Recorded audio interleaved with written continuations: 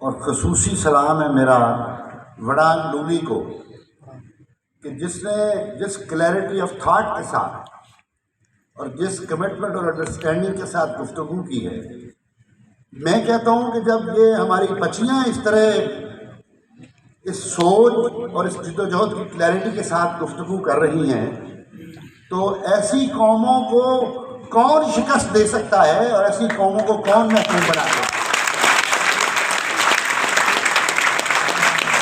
میرا ایمان تازہ ہوا ہے، میرے اندر خود ایک بیٹی کی بات سن کے ایک جرأت اور استقامت اور استقلال پیدا ہوا ہے کہ یہ اب زیادہ دیر نہیں چلے گا.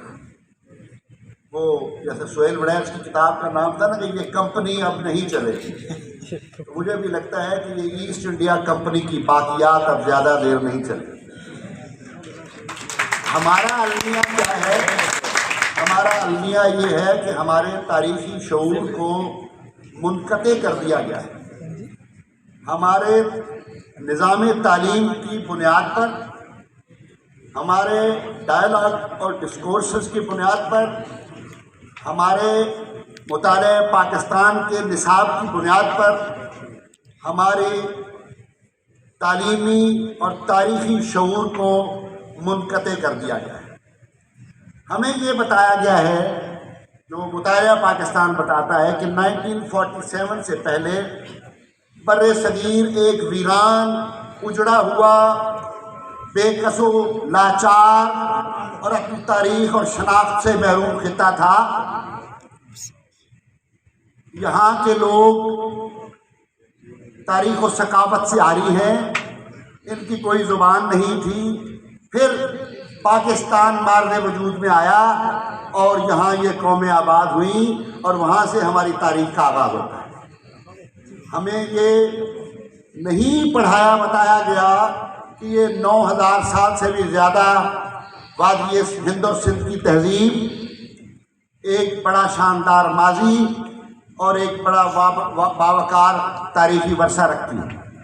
یہاں سے ہمارے مائنڈ کو ریڈیوس کرنے کی ابتدا کی گئی. اس کے بعد پھر کلونیل انٹروینشن کے نتیجے میں یہاں جو طبقات مسلط کیے گئے ہم پر، اور پھر آزادی کے بعد ان طبقات کا تسلسل آپ کو پورے پاکستان کے تمام سماجی حوالوں اور اداروں میں موجود نظر آئے گا.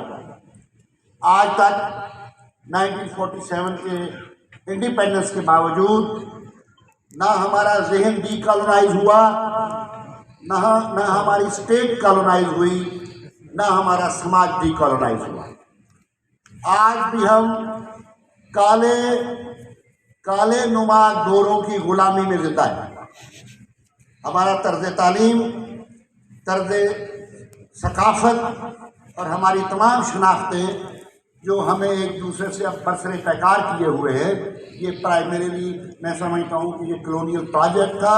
اس کلونیل پروجیکٹ کے نتیجے میں آج ہماری موجودہ شکل بنی ہے، اور اس موجودہ شکل کو بنانے میں، اس شکل کو قائم اور مستحکم رکھنے میں پاکستان کی ملٹری نے ایک تاریخی کردار ادا کیا ہے. چونکہ اس ریاست کے کلونیل انہیریٹنس کے اوپر سب سے جو طاقتور گروہ تھا وہ فوج تھی جو ہم پہ مسلط کی گئی، اور یہ فوج ہماری نیومیریکل اسٹرینتھ سے زیادہ ہے. جتنے ہم لوگ ہیں اس سے زیادہ تعداد میں اس بہت بڑے ایک ادارے کو یہاں انفورس کیا گیا اور امپلیمنٹ کیا گیا اور اس کو یہاں قائم رکھا.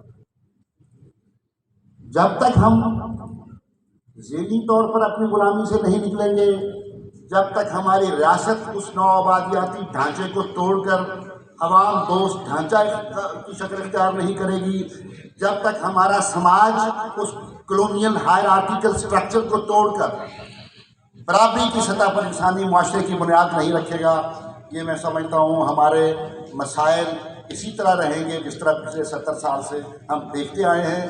اور ہمارے جو سینئر استاد ہیں، آنریبل سینیٹر تاج حیدر صاحب، ہم ان کے شاگرد ہیں، ہم نے بہت کچھ سیکھا.